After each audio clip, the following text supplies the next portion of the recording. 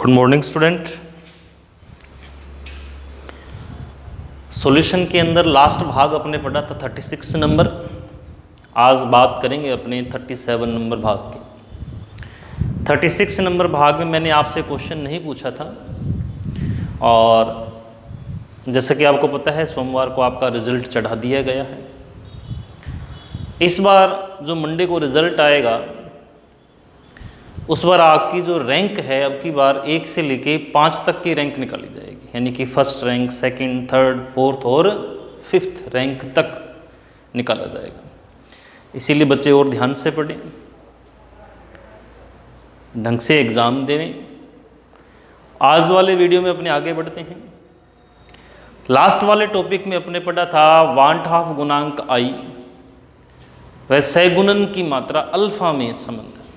उससे पहले वाला टॉपिक था वांट हाफ गुणांक आई व वियोजन की मात्रा अल्फा में संबंध। इसके बारे में जैसे मैंने आपको बताया है कि अगर कोई पूर्ण रूप से वियोजित होता है तब तो जितने आयन देता है उसके वांट हाफ गुणांक आई का मान उतना ही हो जाता है। जैसे मैं कुछ कि NaCl पूर्ण वियोजित है तब इसके वांट हाफ गुणांक आई का मान तो आपका आंसर आता है 2। BaCl2 पूर्ण रूप से वियोजित होता है तब इसके वांट हाफ गुणांक आई का मान कितना हो गया 3। लेकिन जब ये पूर्ण रूप से वियोजित या सहगुणित न हो तब न्यूमेरिकल कैसे बनेगा, टॉपिक क्या आएगा, उसके बारे में चर्चा करेंगे। आज इसी क्रम में अपने बात करनी है न्यूमेरिकल की। न्यूमेरिकल जो है मैं साथ साथ आपने नोट करना है बेटा इसको। प्रश्न इस प्रकार से, न्यूमेरिकल को आपने साथ साथ में नोट कर लेना है। देखिए जी क्या है। न्यूमेरिकल है कि 2 ग्राम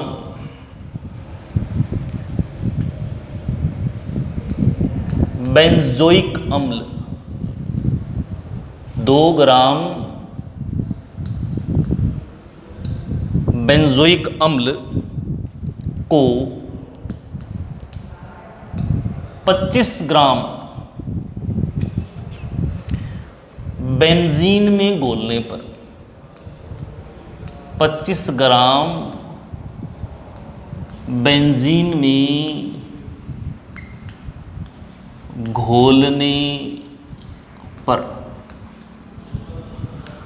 2 ग्राम बेंजोइक अम्ल को 25 ग्राम बेंजीन में घोलने पर हिमांक में 1.62 केल्विन का अवनमन होता है। क्या होता है जी? अवनमन होता है।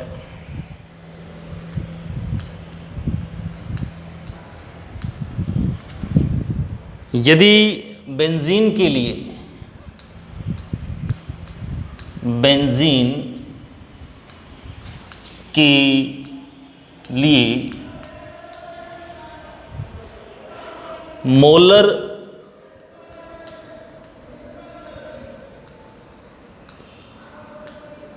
अवनमन स्थिरांक, बेंजीन के लिए मोलर अवनमन स्थिरांक 4.9 केल्विन केजी मोल इनवर्स है। यदि यह विलयन में, यदि यह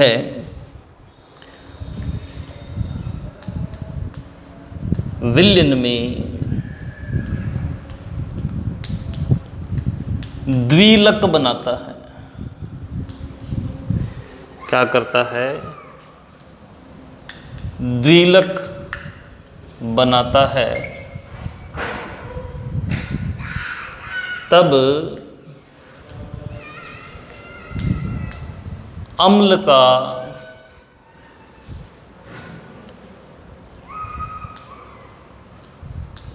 सहगुणन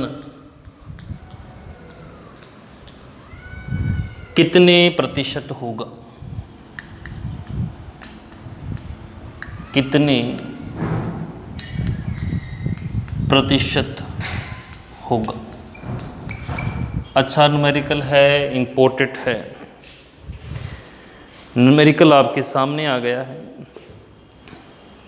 कि 2 ग्राम बेंजोइक अम्ल को 25 ग्राम बेंजीन में घोलने पर हिमांक में 1.62 केल्विन का अवनमन होता है। तो बेंजीन के लिए मोलर अवनमन स्थिरांक 4.9 केल्विन के जी मोल इनवर्स है। यदि विलयन में द्विलक बनाता है, यदि है, तब अम्ल का सहगुणन कितने प्रतिशत होगा। यानी कि वांट हाफ गुणांक आई का संबंध सहगुणन के साथ किया था, और जब अपने सहगुणन के साथ संबंध किया तो सूत्र क्या आया था। सूत्र था सहगुणन की मात्रा अल्फा बराबर, फॉर्मूला क्या आया था अल्फा के पास, अपने पास कल ड्राइव किया था, N1 माइनस आई।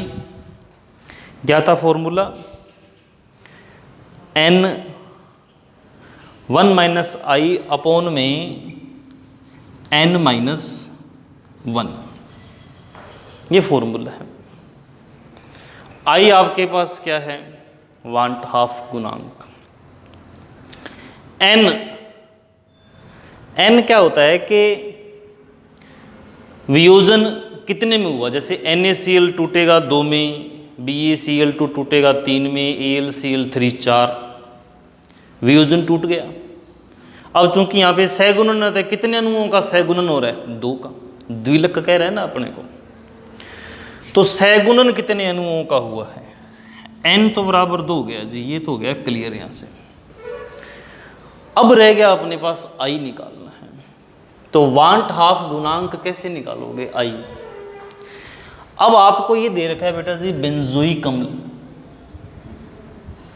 इस बेंजोइक अम्ल का फॉर्मूला अगर मैं ऐसे करूं तो यानी कि बेंजीन के ऊपर COOH बेंजोइक अम्ल। अगर थोड़ा सा इसको ओपन करें, मैं ऐसे भी लिख सकता हूं C6H5COOH, दोनों एक ही बात है।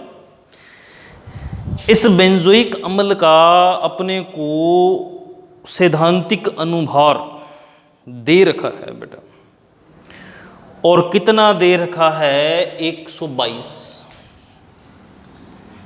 दिया हुआ है। बेंजोइक का अनुभार बराबर 122 दिया हुआ है, 122। अब अपने को सैद्धांतिक तो दे रखा है और प्रायोगिक निकालना पड़ेगा। प्रायोगिक निकलेगा कैसे, उसके लिए आंकड़े दे रखे हैं। विलय की ग्राम में मात्रा दे रखी है, विलय की ग्राम में मात्रा WA, यानी कि बेंजोइक की ग्राम में मात्रा कितनी है, 2 ग्राम। और क्या दे रखा है, 25 ग्राम बेंजीन में विलायक की ग्राम में मात्रा कितनी दे रखी है, 25 ग्राम। आगे घोलने पर हिमांक में 1.62 केल्विन का अवनमन हो गया। हिमांक अवनमन ΔTF 1.62 केल्विन दे रखा है ना बेटा। विलय की ग्राम में मात्रा 2 दे रखी है, विलायक की 25 ग्राम दे रखी है, हिमांक में अवनमन 1.62 केल्विन दे रखा है। और बेंजीन के लिए मोलर अवनमन स्थिरांक KF कितना दे रखा है, 4.9 केल्विन केजी मोल इनवर्स, और द्विलक बनाता है। सहगुणन की मात्रा निकालनी, सैद्धांतिक अनुभार मिला है, N आ गया, I निकालना था। I बराबर I हो गया बेंजोइक अम्ल का सैद्धांतिक अनुभार। कौन सा अनुभार? सैद्धांतिक अनुभार। बटे में अनुभार के हिसाब से याद करो ऊपर क्या आएगा? सैद्धांतिक ही आएगा ना। वैसे वांट ऑफ गुणांक आई बराबर क्या होता है? अनुसंख्यक गुणधर्मों के प्रेक्षित मान बटे में सैद्धांतिक मान, लेकिन अनुभार के हिसाब से उल्टा था। इसीलिए बेंजोइक अम्ल का सैद्धांतिक अनुभार बटे में क्या आएगा? बटे में आ गया बेंजोइक अम्ल का प्रेक्षित कह लो या प्रायोगिक कह लो, प्रेक्षित अनुभार। सैद्धांतिक तो है 122, प्रेक्षित निकाल लेते हैं। ये फॉर्मूला आ ही गया अपने पास। फॉर्मूला याद करो क्या था? डेल टी एफ किसके बराबर होता है? K F W A M A W B 1000। याद आ रहा है? पीछे जो वियोजन की मात्रा वाला न्यूमेरिकल किया था ना, वो भी ऐसा ही था, सेम ही था। अब देखें इसमें डेल टी एफ बराबर क्या आ गया? K F W A 1000 M A W B. यहाँ से अपने को किसको बाहर निकालना है? यहाँ से वैल्यू करनी है एम ए की, बेंजोइक अम्ल का अनुभार, वो भी कैसा? प्रेक्षित। तो एम ए किसके बराबर आ जाएगा? एम ए इधर चला गया बेटा, ये आ गया K F W A 1000 upon में क्या आ जाएगा? डेल टी एफ और डब्ल्यू बी। मान रखते हैं, मान रखें तो के एफ का मान कितना है आपके पास? 4.9। डब्ल्यू ए विलेय की ग्राम में मात्रा 2, फॉर्मूले का 1000 अपॉन में डेल टी एफ कितना है? 1.62 और विलाय की ग्राम में मात्रा कितनी है? 25। इसको हल करना है बेटा। इसको अगर आप हल करेंगे, सॉल्व करने पर बेटा जी आंसर आएगा 241, बुक के अकॉर्डिंग बता रहा हूँ, 241.98। ये आ गया कैसा? प्रेक्षित। सैद्धांतिक कितना है? 122। देखो इतना ही आना था, याद करो। द्विलक बना रहा है तो द्विलक बनाएगा तो 122 का दुगना कितना हो जाएगा? अगर इसको डबल करेंगे तो 244। ये कितना आ गया? 241, उसके आसपास ही। अब यहाँ से क्या बना देंगे? आई। क्या बना देंगे? वांट हाफ गुणांक आई। ये रहा, ऊपर की तरफ लिख रहा हूँ बेटा, ये न्यूमेरिकल यहाँ से स्पेस बनाते हैं। अब देखो इसमें आगे अपने को निकालनी थी सहगुणन की प्रतिशत मात्रा। अब इसमें देखो क्या हुआ जी, वो तो है प्रेक्षित और 122 कैसा था? सैद्धांतिक। तो वांट हाफ गुणांक आई बराबर क्या आ गया? बेंजोइक अम्ल का सैद्धांतिक अनुभार 122 बटे में प्रेक्षित कितना है? 241.98। जब इसे हल करेंगे तो ये आ जाएगा 0.504। आ गया ई का मान। अपने को निकालना क्या है? अल्फा। अल्फा का फॉर्मूला n1 माइनस आई बटे में बेटा जी n माइनस 1।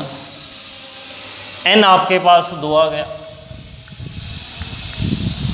आई आपके पास कितना आ गया? 0.504 आ गया बटे में n 2 है और ये 1। 2 चल गया ना, पता है n 2 क्यों है? क्योंकि द्विलक बनाता है।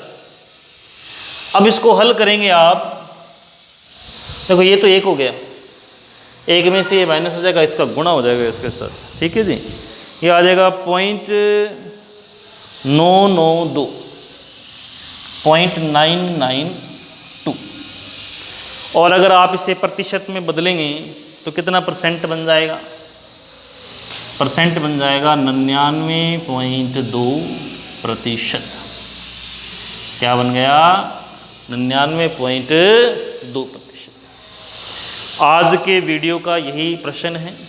इस न्यूमेरिकल का जो आंसर आया है वो कमेंट बॉक्स में बताना है। न्यूमेरिकल बहुत ज़्यादा इम्पोर्टेंट है। आपने इस न्यूमेरिकल को कम से कम 4 से 5 बार करके देखना है।